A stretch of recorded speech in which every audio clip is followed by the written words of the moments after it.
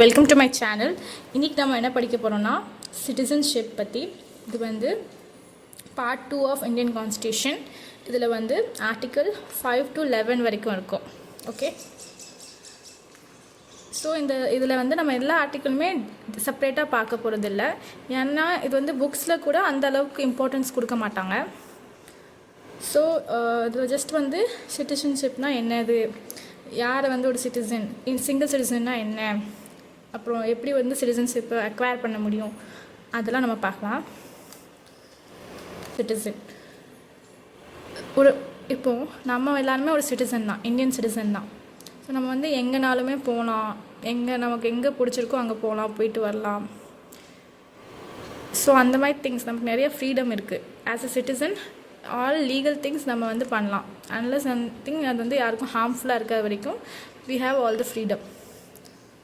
So a person who enjoys full membership of the community in which he lives is a citizen.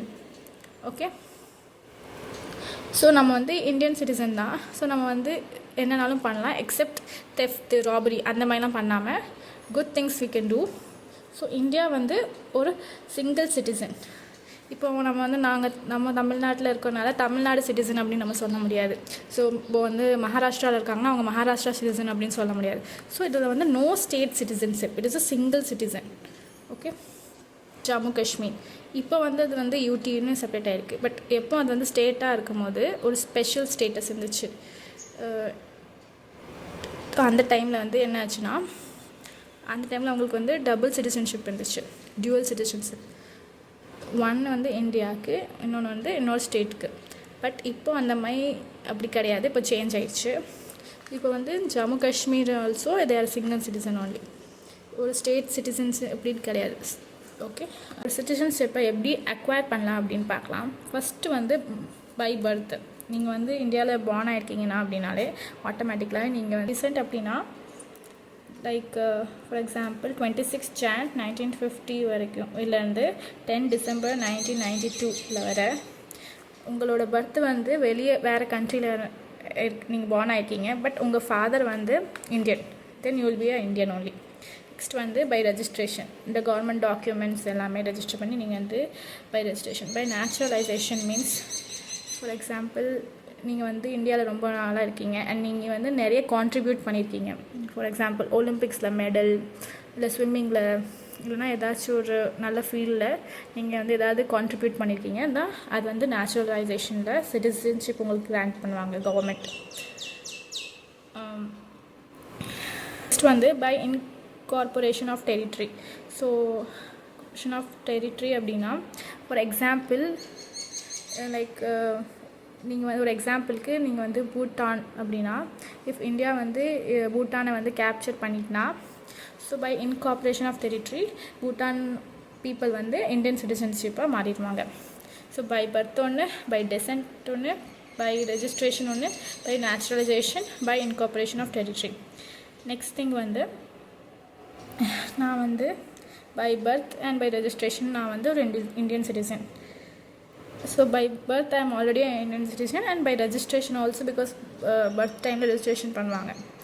So Indians வந்து ரெண்டு மெத்தட்ஸ்னால Indian சிட்டிசன்ஷிப்பாக இருப்பாங்க mostly, like by birth and by registration. Next வந்து president. இது வந்து ரொம்ப இம்பார்ட்டண்ட்டான கொஸ்டின். லைக் இந்தியன் பிரசிடெண்ட்டோட போஸ்ட் வந்து யார் அப்ளை பண்ண முடியும்? ஸோ ஃபஸ்ட் திங் வந்து ஒரு சிட்டிசன் பை பர்த் அவங்க வந்து அப்ளை பண்ண முடியும். நெக்ஸ்ட் வந்து நேச்சுரலைஸ் சிட்டிசன், இவங்க ரெண்டு பேரும் மட்டும் ஒரு பிரசிடெண்ட்டோட போஸ்ட்டுக்கு அப்ளை பண்ண முடியும். இப்போ வந்து நம்ம ஒருத்தவங்க எப்படி வந்து இந்தியன் சிட்டிசன்ஷிப்பை லாஸ் பண்ணாங்க அப்படின்னு பார்க்கலாம். ஓகே, ஃபர்ஸ்ட் வந்து ரெனன்சியேஷன் அப்படின்னா நீங்கள் இந்தியாவில் இருக்கீங்க, பட் நீங்கள் வந்து கனடாவில் போய் செட்டில் ஆகிட்டீங்க, அங்கே இருக்க சிட்டிசன்ஷிப் நீங்கள் எடுத்துட்டீங்க. ஸோ நீங்கள் வந்து நீங்களாகவே இந்தியன் சிட்டிசன்ஷிப்பை வந்து வேண்டான்னு சொல்லிட்டீங்க. நெக்ஸ்ட் இது ஃபஸ்ட்டு வந்து ரெனன்சியேஷன். நெக்ஸ்ட் வந்து டெர்மினேஷன். ஃபார் எக்ஸாம்பிள் கவர்மெண்ட்க்கு வந்து தெரிஞ்சிட்டு நீங்கள் வந்து வேறு எங்கேயோ சிட்டிசன்ஷிப் வந்து வாங்கியிருக்கீங்கன்னா, ஸோ ஆட்டோமேட்டிக்லி இங்கே இருக்க சிட்டிசன்ஷிப் வந்து கேன்சல் ஆகிரும். நெக்ஸ்ட் வந்து டெப்ரிவேஷன். ஓகே, எல்லாருக்குமே வந்து ரெனன்சியேஷன் டெர்மினேஷனை வந்து ஈஸியாக எல்லாருக்குமே புரிஞ்சிடும். இதில் மட்டும் கொஞ்சம் கன்ஃபியூஷன் ஆகிடுவீங்க. ஸோ ஃபஸ்ட் வந்து 3 பாயிண்ட்ஸ் லாஸ்ட்டாக பார்ப்போம். ஃபஸ்ட் வந்து இதை பாருங்கள். Compulsory termination obtained by registration or naturalization. So இதை வந்து டெர்மினேட் பண்ணிடுவாங்க. எப்போ வந்து டெர்மினேட் பண்ணுவாங்க? ஐதர் பை நீங்கள் வந்து ரெஜிஸ்ட்ரேஷன் ஆர் நேஷ்னலைசேஷன். இந்த 2 மெத்தடில் நீங்கள் இந்தியன் சிட்டிசன்ஷிப் எடுத்திருந்தீங்கன்னா அப்போ வந்து டெப்ரிவேஷனில் உங்களை வந்து இந்தியன் சிட்டிசன்ஷிப்பை கேன்சல் பண்ணிடுவாங்க. ஃபார் எக்ஸாம்பிள் நீங்கள் வந்து ஃப்ராட் பண்ணியிருந்தீங்க, ஏதாச்சும் ஒரு ஃபேக் டாக்குமெண்ட்ஸ் ரெடி பண்ணியிருந்தீங்கன்னா ஃப்ராடு. நெக்ஸ்ட் வந்து ஃபால்ஸ் ரெப்ரசன்டேஷன், ஏதாச்சும் ஒரு ஃபால்ஸை ரெப்ரசன்ட் பண்ணியிருக்கீங்க அந்த மாதிரி. Being disloyal to the constitution, for example ஏதாச்சும் க்ரைம் பண்ணியிருக்கீங்க, இந்தியாவுக்கு அகேன்ஸ்டாக ஏதாச்சும் பண்ணிங்கன்னா டிஸ்லாயல்ன்ட்டு சொல்லி உங்களை வந்து இந்த சிட்டிசன்ஷிப்பை கேன்சல் பண்ணிடுவாங்க. ஸோ ஐ ஹோப் உங்களுக்கு வந்து நான் இந்த வீடியோவில் அண்டர்ஸ்டாண்ட் ஆகிருக்கும். ஸோ உங்கள் ஃப்ரெண்ட்ஸ் யாராச்சும் கவர்மெண்ட் எக்ஸாம் ப்ரிப்பேர் பண்ணுறாங்கன்னா இந்த வீடியோவை ஷேர் பண்ணுங்கள். So that it's useful for them also. So subscribe பண்ணுங்கள் சேனலுக்கு அண்ட் லைக் பண்ணுங்கள் அண்ட் லிங்க்கை ஷேர் பண்ணுங்கள். And if you have any doubts, you can ask in the comment section. If you have any doubts, நீங்கள் வந்து comment செக்ஷனில் எழுதுங்க, நான் கண்டிப்பாக ரிப்ளை பண்ணுறேன். இப்போ வந்து நம்ம ஒருத்தவங்க எப்படி வந்து இந்தியன் சிட்டிசன்ஷிப்பை லாஸ் பண்ணாங்க அப்படின்னு பார்க்கலாம். ஓகே, ஃபர்ஸ்ட் வந்து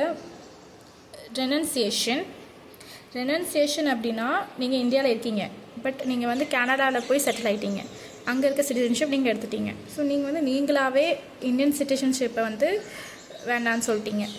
இது ஃபஸ்ட்டு வந்து ரெனன்சியேஷன். நெக்ஸ்ட் வந்து டெர்மினேஷன். ஃபார் எக்ஸாம்பிள் கவர்மெண்ட்க்கு வந்து தெரிஞ்சிட்டு நீங்கள் வந்து வேறு எங்கேயோ சிட்டிசன்ஷிப் வந்து வாங்கியிருக்கீங்கன்னா ஸோ ஆட்டோமேட்டிக்லி இங்கே இருக்க சிட்டிசன்ஷிப் வந்து கேன்சல் ஆகிரும். நெக்ஸ்ட் வந்து டெப்ரிவேஷன். ஓகே, எல்லாருக்குமே வந்து ரெனன்சியேஷன் டெர்மினேஷனை வந்து ஈஸியாக எல்லாருக்குமே புரிஞ்சிடும். இதில் மட்டும் கொஞ்சம் கன்ஃபியூஷன் ஆகிடுவீங்க.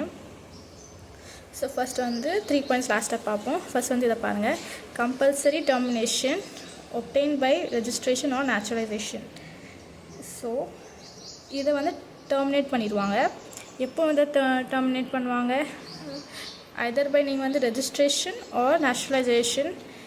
இந்த 2 மெத்தடில் நீங்கள் இந்தியன் சிட்டிசன்ஷிப் எடுத்திருந்தீங்கன்னா அப்போ வந்து டெப்ரிவேஷனில் உங்களை வந்து இந்தியன் சிட்டிசன்ஷிப்பை கேன்சல் பண்ணிடுவாங்க. ஃபார் எக்ஸாம்பிள் நீங்கள் வந்து ஃப்ராட் பண்ணியிருந்தீங்க, ஏதாச்சும் ஒரு ஃபேக் டாக்குமெண்ட்ஸ் ரெடி பண்ணியிருந்தீங்கன்னா ஃப்ராடு. நெக்ஸ்ட் வந்து ஃபால்ஸ் ரெப்ரசன்டேஷன், ஏதாச்சும் ஒரு ஃபால்ஸை ரெப்ரசன்ட் பண்ணியிருக்கீங்க அந்த மாதிரி. Being disloyal to the constitution, for example ஏதாச்சும் க்ரைம் பண்ணியிருக்கீங்க, இந்தியாவுக்கு அகேன்ஸ்டாக ஏதாச்சும் பண்ணிங்கன்னா டிஸ்லாயல்ன்ட்டு சொல்லி உங்களை வந்து இந்த சிட்டிசன்ஷிப்பை கேன்சல் பண்ணிடுவாங்க. ஸோ ஐ ஹோப் உங்களுக்கு வந்து நான் இந்த வீடியோவில் அண்டர்ஸ்டாண்ட் ஆகிருக்கும். ஸோ உங்கள் ஃப்ரெண்ட்ஸ் யாராச்சும் கவர்மெண்ட் எக்ஸாம் ப்ரிப்பேர் பண்ணுறாங்கன்னா இந்த வீடியோவை ஷேர் பண்ணுங்கள். So that it's useful for them also.